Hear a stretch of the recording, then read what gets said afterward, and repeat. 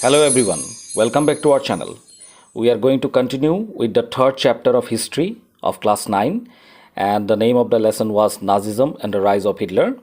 And this is the fourth video. Already we have done 3 videos, and you can see the videos in the playlist. All the videos are given there, the videos which have been done earlier, and even the videos which will be given later on will be available in the playlist. So now let us see the unit 2, that is unit number 2, the Hitler's rise to power. Let us see before that what was the condition of the country Germany during that time. This crisis in the economy and polity and society formed the background to Hitler's rise to power. Here you are going to understand the condition of polity. Polity means here the political system here.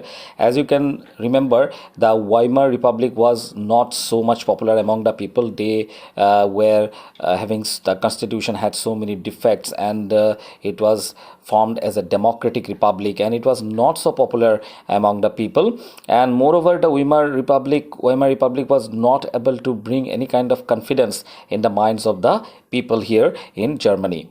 And this Weimar Republic conditions were not so good. Why? Because the society had not accepted, the German society had not accepted the Weimar Republic. The society, the people, the common people actually had no confidence on the Weimar Republic and the constitution, and they thought that since the democratic rulers are changing every now and then, that is why they wanted to have a autocratic ruler or a dictator or a king or monarchical form of system. And the economy, as you already know earlier, the economy had been completely damaged because of the war and because of the reparations, and also they had taken loan, and how the condition of the mark had become, where the value of mark was completely diminished. So let us now see about Hitler. So if we know about Hitler, he was born in the year 1889 in Austria. The date is not given. He was born on 20th April in Austria in the year 1889. He spent most of his youth or his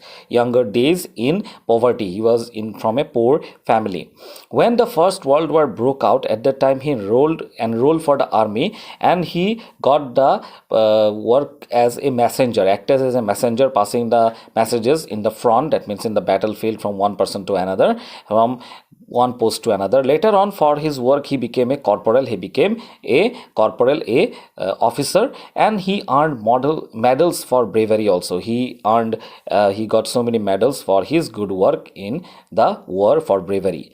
The German defeat, he was sure that the German would win, but the German defeat horrified him in the First World War, and the Versailles Treaty even made him more furious, because he was a proud German, and when the Versailles Treaty was signed, at Germany was able to come out of the situation, but by paying a huge reparation or a huge compensation. At that time he was completely horrified. In the year 1919, he joined a small group called the German Workers' Party. So he became a member of the German Workers' Party, and he subsequently took over the organization. But slowly he became so powerful and popular that he became the main person behind the organization, and he renamed it the National Socialist German Workers' Party. And this was the party that came to be later known as the Nazi Party. As you know, we are reading about Nazism. So this was the root of the Nazi Party, National Socialist German Workers' Party. So, in the year 1923, Hitler had planned to seize control of Bavaria. So, from 1919, from that time he began, and for 5 years, at least 5-6 years, he continued working in the small scale. And later on, in 1923, he had become so powerful, like he planned to seize control of Bavaria, is a particular region, and he decided to march to Berlin and capture power in Berlin also. But he had underestimated the power of the other people, and he failed, and he was arrested by the army, and after that he was tried for treason. Treason means here that you are unpatriotic, you are going against your country, that is treason. And he was punished for 5 years actually, but later on he was released in 10 months when he was in jail. The Nazis could not effectively mobilize the popular support till the early 1930s. So the Nazis were working, but however they were not so popular, and the people did not have much support for them. Now it was only during this Great Depression, when the Great Depression hit America, and also Germany was also involved there, and that time Nazism became a mass movement. As you could see, the economic condition, the political system, and the society of Germany had already been going through a very bad phase, a bad time. That all affected the country a lot, and this is the chance that Nazism was waiting for, and Nazism became a mass movement only during this Great Depression and these great problems that were going on in Germany. As we have seen, after 1929, all the banks collapsed and the businesses are well shut down, and workers lost their jobs, and the middle class were threatened with destitution, like they would become poor and they would become like beggars, and they would lose their jobs. So it was such a grim situation, a very serious situation. That time, the Nazi propaganda, here the propaganda here, it means that something that we want to, a kind of advertisement, a kind of message that we want to portray through posters and films and speeches, etc. So the Nazis began to spread the idea. They started propaganda that we will give a better future. They stirred hopes of a better future here, that we will give jobs, we will give employment, we will give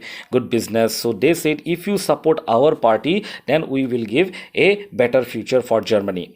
And the people became like influenced by the Nazis, and they supported them. So if you see carefully, in the year 1928, when they were not such a big party, the Nazi party got no more than 2.6% votes at the Reichstag, the German parliament. And by 1932, almost like 4 years later, it had become the largest party with 37% votes. So you can understand how much popular they had become within these 4 years. From 2.6% votes in 1928, it became 37% votes by 1932. And you can see one picture here. This picture shows Hitler being greeted at the party congress in Nuremberg in 1938. Here you can see the famous salute, the salute that is hand salute made by the people. And here you can see all people, even the children and older men and older women, and everybody was supporting Hitler. And this is what was the popularity of Hitler that grew up. And here is the meaning of propaganda. I already explained, a specific type of message aimed at influencing the opinion of the people by posters and all, films and all. And this is another picture. Here you can see the mass gathering, and this is a real picture here, and you can see the swastika sign, that a kind of red sign was there, and the cross you can see here. This is the swastika sign actually, and this is the Nuremberg rally in 1936, and they were shown like that. Why? Because they were captured the pictures like that to show that how many people were connected or were supporting Hitler.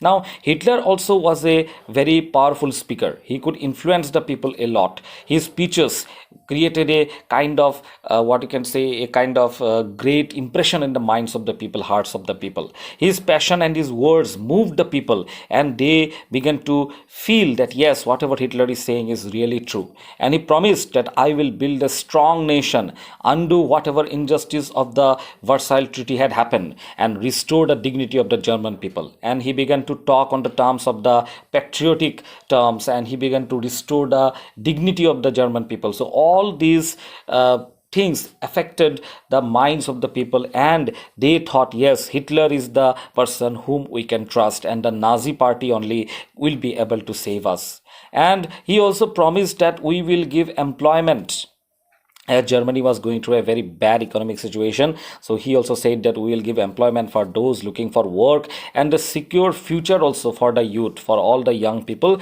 We will secure their future, and we will give them proper employment and opportunities. He promised to weed out or take out all the foreign influences, all the foreign countries that were affecting Germany, and resist all the foreign conspiracies against Germany. He said there were conspiracies going on, secret plans to destroy Germany, but actually it was not so. That is why it is given in single inverted comma. So these all things he promised to the people. Hitler devised a new style of politics. What was his new style of politics? He understood the significance of rituals, some kind of what you can say, spectacle in mass mobilization. He had to show off in front of the people. There must be some kind of ritual, some kind of rules and regulations, some kind of ceremony. And Nazis held massive rallies and public meetings to demonstrate the support for Hitler. Here you can see one picture where all the people are sitting. They could have taken a close-up photo also, but why they took this kind of photo is to show that how Hitler was addressing the SA and SS column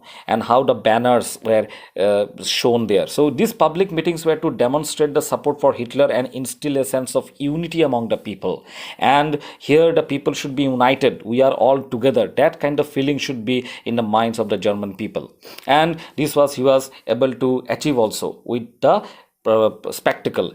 The red banners with the swastika symbol, you can see in the middle the swastika symbol, the Nazi salute, the hand salute, and the ritualized rounds of applause, all the sound of laughter and the sound of claps after the speeches were all part of this spectacle of power. So in this way he tried to present himself that the people were with him. Nazi propaganda skillfully projected Hitler as a messiah. As a messiah, why? Because he was like compared to a savior, like Jesus Christ who had arrived to deliver people from their distress. Like we know about Jesus Christ, who had come to save the people when there was too much of suffering in this world. Same way, he also was projected as a savior, as a messiah, and he had come to save the people, deliver the people from the distress. It was an image that captured the imagination of the people whose sense of the dignity and pride had been shattered and who were living in a time of acute economic and political crisis. And it was already a bad time for the people of Germany. Why? Because their dignity, their pride and their respect had been completely destroyed. They had no respect. Why? Because their World War One had completely diminished their what you can say emotions and their pride, and they were living in a situation where there was acute too much of economic and political crisis. No system of governance was good for them. The Weimar Republic was not good, able to give them proper stability. Economic condition was bad. Why? Because the people were unemployed, the value of mark fell down, and it was at this time only when they began to support the Nazi propaganda, and the Nazi propaganda